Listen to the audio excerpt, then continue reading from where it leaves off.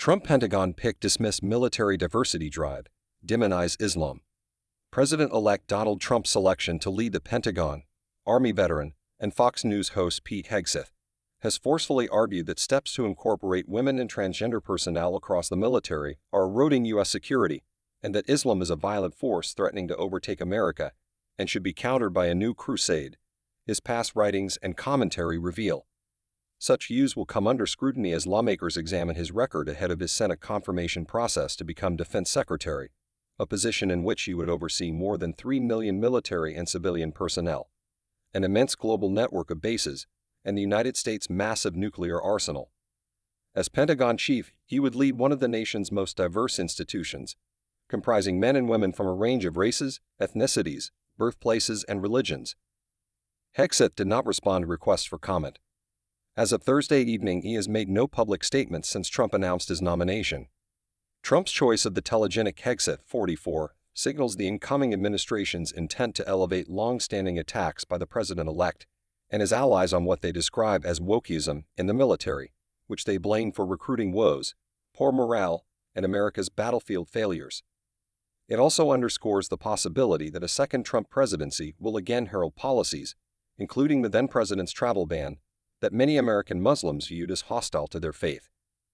Hegseth's recent writings include scathing critiques of steps taken over the past decade to eliminate barriers for female service members, support the service and medical care of transgender troops, and call attention to discrimination in the ranks, offering little proof for his conclusion that they weaken the military. Democrats have argued that to retain a strong, vibrant force, the military must reflect the nation at large and provide opportunities for advancement regardless of troops' race, gender, and sexual orientation. In his latest book, published this summer ahead of the 2024 presidential election, Hegseth called on America's next commander-in-chief to shift the military's focus, beginning by reverting the Department of Defense to its pre-1947 name, the Department of War. The problem is that a more empathetic and effeminate military isn't a more efficient one, he wrote in The War on Warriors. He added, it's a more inefficient one. That puts everyone at risk, which again is a really bad thing in the business of killing. In another passage, Hegseth decries what he says is liberals' rejection of simple realities affecting the military, including what he identifies as greater male strength and aggressiveness. While he praises women's historical service in non-combat roles, he pans the Pentagon's 2015 decision, under then-President Barack Obama, to allow women to serve in all combat roles. In his book, Hegseth cites biological differences between men and women, including greater muscle mass among men, which he said made women less apt for the demands of combat.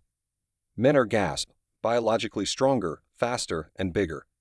Dare I say physically superior, he wrote. He also rejected arguments put forward by Pentagon leaders when they announced the combat integration decision, which was controversial within the military and opposed by some uniformed leaders, that women deserved the opportunity to serve in any unit if they could meet its standards. Rather, Hegseth said, the move would result in high casualties should those units see combat. Dads push us to take risks. Moms put the training wheels on our bikes, he wrote. We need moms, but not in the military and especially not in combat units. In another suggestion that President Joe Biden's focus on diversifying the military's senior leadership would erode the armed forces' overall effectiveness, Hegseth singles out Admiral Lisa Franchetti, whom Biden selected in 2023 to become the Navy's first female chief of staff, overruling a recommendation from his Pentagon chief, who favored a male officer. If naval operations suffer, at least we can hold our heads high, Hegseth writes. In his 2024 book, Hegseth also calls out Gen. Charles T. Brown, Jr., the chairman of the Joint Chiefs of Staff, whom he accuses of supporting lowered readiness standards as Air Force Chief of Staff. He cites a memo that Brown, who is African American, signed in that role seeking to increase diversity among officer candidates, which Hegseth said was racist and illegal. In a podcast last week, Hegseth urged Trump to fire Brown and other officers involved in diversity initiatives.